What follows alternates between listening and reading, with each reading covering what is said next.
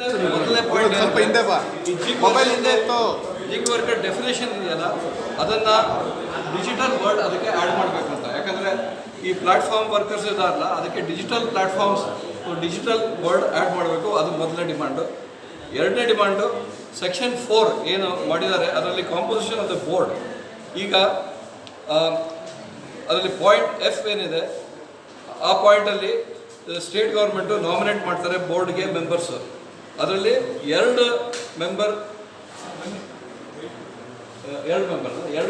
Nominate ಮಾಡಬೇಕಂತಾರೆ. ಅದ್ರ ಬದಲು 5 member nominate ಮಾಡಬೇಕು. ಅದರಲ್ಲಿ ನ್ಯಾಷನಲ್ ಫೆಡರೇಷನ್ಗೂ ಒಬ್ಬರು ಮೆಂಬರ್ ನಾಮಿನೇಟ್ ಮಾಡಬೇಕಂದ್ರಿಂದ ಇದೊಂದು ಡಿಮಾಂಡು.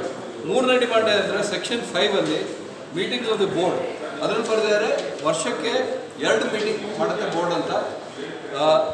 ನಮ್ಮ ಡಿಮಾಂಡ್ ಏನಂದರೆ 2 ಮೀಟಿಂಗಲ್ಲಿ ಆಗಲ್ಲ, ಯಾಕಂದರೆ ತುಂಬ ಪಾಯಿಂಟ್ಸ್ ಬರ್ತಾ ಇರುತ್ತೆ ಅವಾಗವಾಗ. ಅಟ್ಲೀಸ್ಟ್ 4 ಮೀಟಿಂಗ್ ಆದರೂ 3 ತಿಂಗಳಿಗೆ 1 ಮೀಟಿಂಗು ಬೋರ್ಡ್ ಆಗಬೇಕಂತ ಮೂರನೇ ಡಿಮಾಂಡು.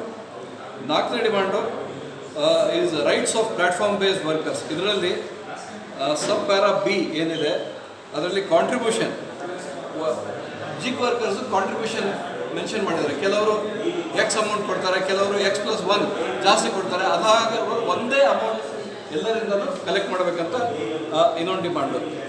5ನೇ ಡಿಮಾಂಡ್ ಏನಂದರೆ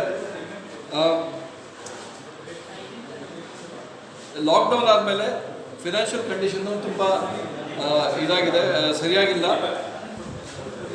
ಅದಕ್ಕೆ ರೇಟ್ಸ್ ಪರ್ ಕಿಲೋಮೀಟರ್ ಏನು ಇನ್ಕ್ರೀಸ್ ಮಾಡಿ ಗೌರ್ಮೆಂಟ್ ಹೇಳಿದ್ದಾರೆ ಆ ರೇಟು ಕಲೆಕ್ಟ್ ಮಾಡೋಕ್ಕೆ ಬಿಡ್ತಾ ಇಲ್ಲ. ಸೊ ಆ ರೇಟ್ ಪ್ರಕಾರ ವರ್ಕ್ ಮಾಡಿ ಬಿಡಬೇಕು. ಅವ್ರು 24 ರೂಪಾಯಿ ಅಂತ ಹೇಳಿದ್ರೆ ಇಲ್ಲಿ ಬಿಲ್ ನೀವು ಕಾಪೀಸ್ ಬಿಲ್ದು ಅದರಲ್ಲಿ 10 ರೂಪಾಯಿ ಕಲೆಕ್ಟ್ ಆಗಿದ್ದಾರೆ. ಈ ರೇಟು ಗ್ಯಾಸ್ ರೇಟು ಇದರಲ್ಲೆಲ್ಲ 10 ರೂಪಾಯಲ್ಲಿ ಹೇಗೆ ಬದುಕೋಕ್ಕಾಗತ್ತೆ ನಾವು?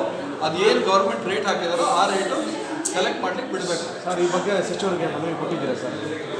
ಕೊಟ್ಟಿದ್ದೀರಾ? ಏನು ಹೇಳಿದ್ರು? ಇನ್ನೂ ರಿಪ್ಲೈ ಬಂದಿಲ್ಲ. ನೀವು ಮಾತಾಡಿ ಸರ್, ಏನು ಹೇಳಿದ್ರಿ? ಅವರು ಇವಾಗ ಆಲ್ರೆಡಿ ಇದಕ್ಕೆ ನಾವು ಮನವಿ ಪತ್ರ ಕೊಟ್ಟಿದ್ದೀವಿ. ಮೇಯ್ನು ವಿಧಾನಸೌಧಕ್ಕೂ ಆ ಪತ್ರ ತಲುಪಿಸಿದ್ದೀವಿ. ಅದಕ್ಕಿಂತ ಏನು ರಿಪ್ಲೈ ಬಂದಿಲ್ಲ. ಅದರಿಂದ ಇವಾಗ ಮೊನ್ನೆ ಎಲ್ಲ ಇವಾಗ ಇನ್ವೈಟು ಮತ್ತು ಎಲ್ಲ ಅಪ್ಲಿಕೇಶನ್ ಆಪ್ಲೋಡ್ ಬೇಸ್ಡ್ ಸಂಬಂಧಪಟ್ಟಂಗೆ ಎಲ್ಲ ಇವರು ಕೂಡ ನಾವು ಚರ್ಚೆ ಮಾಡಿ ಇದನ್ನು ಪ್ರೆಸ್ ಮೀಟ್ ಅರೇಂಜ್ ಮಾಡಿದ್ದೀವಿ. ನಂಬರ ನಮಗೇನು ಬಂದಿಲ್ಲ ಇಲ್ಲ. ಏನು ಹೇಳಿದ್ರು ಮೊಬೈಲ್ ರೆಕಾರ್ಡ್ ಆಗ್ತದೆ. ಲೇಬರ್ ಕಾರ್ಡ್ ಇವಾಗ ಅಂಬೇಡ್ಕರ್ ಬಟ್ ಇನ್ನು ಅದನ್ನು ಲಾಸ್ಟ್ ಇಯರ್ ಅದು ಹೋಲ್ಡ್ ಮಾಡಿದ್ರು. ಮತ್ತೆ ಇವಾಗ ಏನೋ ಕೊಡ್ತೀವಿ ಅಂತ ಅದರಿಂದ ಬಂದ್ಬಿಟ್ಟು ಒಂದು ಹೆಲ್ತ್ಗೆ ಸಂಬಂಧಪಟ್ಟಂಗೆ ಈಗ ಆಕ್ಸಿಡೆಂಟ್ ಆಗಿ ಇತ್ತಂದರೆ ಮತ್ತು ಇವಾಗ ಏನೋ ಒಂದು ಆಸ್ಪತ್ರೆಗಳಿದೆ ಅದರ ಮಿನಿಮಮ್ 5 ಲಕ್ಷ ಟ್ರೀಟ್ಮೆಂಟ್ ತಗೋಬೋದು ಅನ್ನೋದು ಹೇಳಿದ್ದಾರೆ. ಬಟ್ ಇನ್ನು ಅಂಬೇಡ್ಕರ್ ಯೋಜನೆ ಅಡಿಯಲ್ಲಿ ಇದನ್ನು ಕೊಡ್ತಾರೆ. ಅಸಂಘಟಿತ ಕಾರ್ಡ್ ಅಂತ ಕೊಡ್ತಾರೆ. ಕೆಲವು ಕಡೆ ಕೊಡ್ತಾ ಇದ್ದಾರೆ, ಕೆಲವು ಕಡೆ ಸ್ಟಾಪ್ ಮಾಡಿದ್ದಾರೆ, ಇನ್ನೂ ಮೂವ್ ಮಾಡಿಲ್ಲ. ಅದನ್ನು ಕೂಡ ಮನವಿ ಕೊಟ್ಟಿದ್ದೀವಿ. ಮತ್ತು ಚಾಲಕರುಗಳಿಗೆ ESI ಮತ್ತು PF ಸೌಲಭ್ಯನೂ ಕೂಡ ಕೊಡಬೇಕು ಅಂತ ಹೇಳಿದ್ದೀವಿ. ಮತ್ತು ಇವಾಗ ಲೆಕ್ಕಾಚಾರ ಬಂದರೆ ಅಸಂಘಟಿತ ನಾವು ಬರೋದ್ರಿಂದ ESI PF ನಮಗೆ ಕೊಟ್ಟರೆ ಕಾರ್ಮಿಕ ಇಲಾಖೆನೇ ಸಿಗೋಂಥ ಬೆನಿಫಿಟ್ಸ್ಗಳು ನಾವು ತಗೊಳಕ್ಕಾಗಲ್ಲ. ಮತ್ತು ಅದನ್ನು ಕೂಡ ನಾವು ESI PF ಕೊಡಲಿ, ಯಾಕೆಂದರೆ ಕೊಡೋದ್ರಿಂದ ಫ್ಯಾಮಿಲಿಗೆ ಏನಾದರೂ ಸ್ವಲ್ಪ ಮಾರ್ಗವಾಗಿರ್ತದೆ ಅನ್ನೋದು ನಮ್ಮ ಓಕೆ. ಇದೊಂದು ಪಾಯಿಂಟು. ಇದರಲ್ಲಿ ಸೆಕ್ಷನ್ 21 ಏನಿದೆ ಈಗ ಆ್ಯಕ್ಟಲ್ಲಿ ಅದರಲ್ಲಿ 2% ಯಾರ ಹತ್ರ ಕಲೆಕ್ಟ್ ಮಾಡ್ತಾರೆ ಅಂತ ಕ್ಲಾರಿಟಿ ಇಲ್ಲ. ಇದು ಅಗ್ರಿಗೇಟರ್ಸು ಹಾಕ್ತಾರ ಅವರ CSR ಫಂಡಲ್ಲಿ 2% CSR ಫಂಡಲ್ಲಿ ಹಾಕಬೇಕಂತ one of the demands. Okay sir.